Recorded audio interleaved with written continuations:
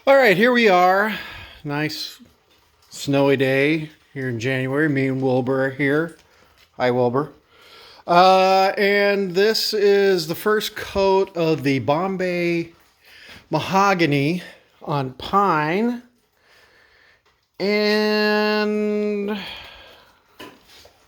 I'm wondering if I should even put a second coat of that stain on there or put just a coat of varnish. Now, what I've got on here is it's the polyurethane stain combo, and that's the color it's going to be.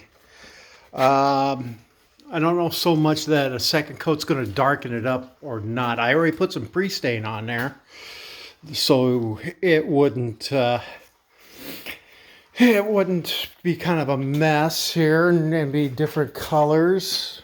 Those are just spots within the wood. It's not drips there. But yeah, this is what I got, and I'd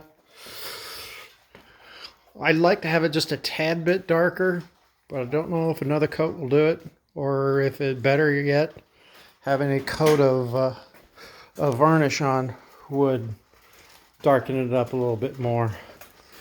I love how this one side railing has got that wood grain in there, and it really looks nice. I like it. So getting close to being done. Soon be done with this project, putting it all together, and on to the next. Later.